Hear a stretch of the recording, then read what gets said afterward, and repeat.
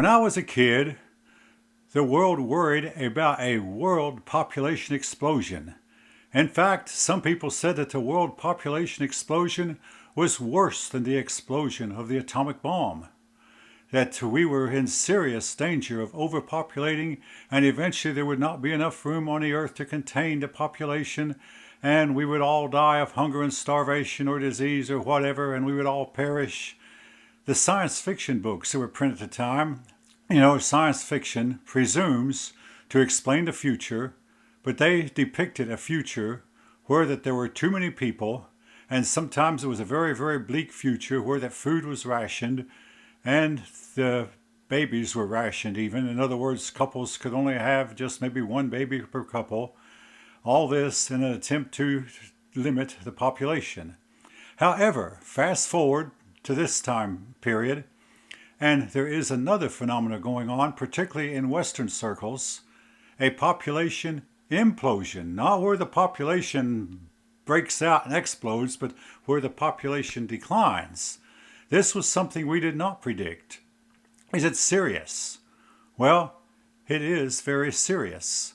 There's not one Western nation that is having enough babies to replace people who are dying. In other words, the population of Western countries is declining, except for the fact that immigration makes the population of some appear to increase. The question is now, is this important? I believe it is. Here's why. Let's say in the future, a bridge gets old and gets too weak to hold the weight it's expected to carry. Now, this is not unreal. I mean, all of our bridges that we have now are eventually going to have to be replaced. But what if a bridge gets so dilapidated that it's unusable and there's not enough tax money to replace it?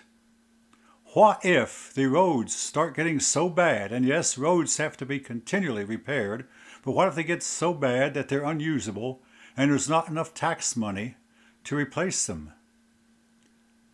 You see what I mean, hopefully. We need, and this is really going to cut through the wrong way with a lot of people, but what this world needs is what it's always needed, is more people. We'll need people if we're ever going to colonize the moon, if we're ever going to colonize Mars, if we're ever going to tame the deserts and make them fruitful. And we need people, folk. That's what we've needed all down through the ages. I mean, if you could go back to the year 1300 and advise those people what should they do, they should populate like crazy. They should populate because they would need people to build the roads, build the airplanes that would eventually come about, build the trains, build the automobiles, build the roads, the bridges. They would need lots of people to do this. You might say, how would they be fed? Well, in time past, there was the invention of the tractor, the invention of the reaper, the invention of the combine. All of this that meant that a population as big as ours could be fed. Now, I know somebody's going to say, well, there's a lot of people in this world who are dying of hunger. That's unfortunate. But a lot of us have more to eat than we need, and therefore we are not dying of hunger. Like a man named Malthus predicted many generations ago, that the world population would increase geometrically while the food population increased arithmetically. No, this has not happened.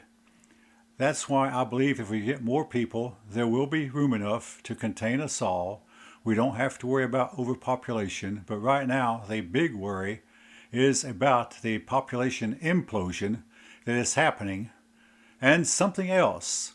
Okay, now let's imagine this scenario where that uncivilized people overpopulate, or they keep populating while the civilized people do not populate. The result will be that civilization will eventually be overcome by uncivilization.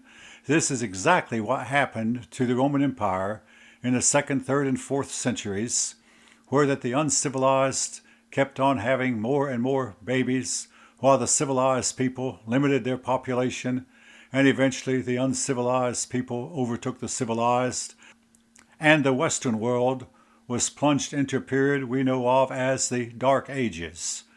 Yes, this scenario could be repeated. if the uncivilized continue to populate and the civilized do not, eventually the uncivilized will overtake, conquer, overrun the civilized, and civilization will be greatly declined, and it will take many, many generations for mankind to come out of the mire that will be left. Think about it. Today, in our world, the men and women, at least in the Western civilization, the men and women do not like each other.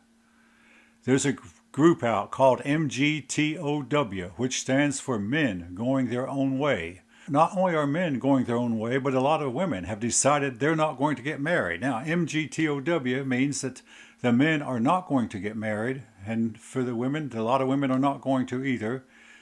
The result is the future of Western civilization, the future of all of humanity is at stake.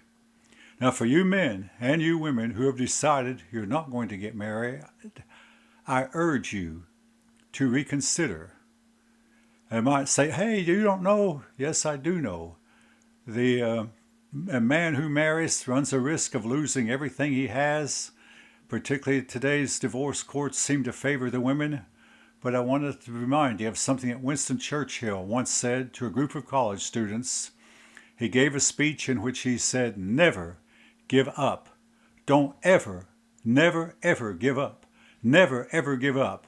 Supposedly he said these words over and over again for 30 minutes. It was a speech that he knew that these students would never forget. And I hope that if you have given up, you will reconsider.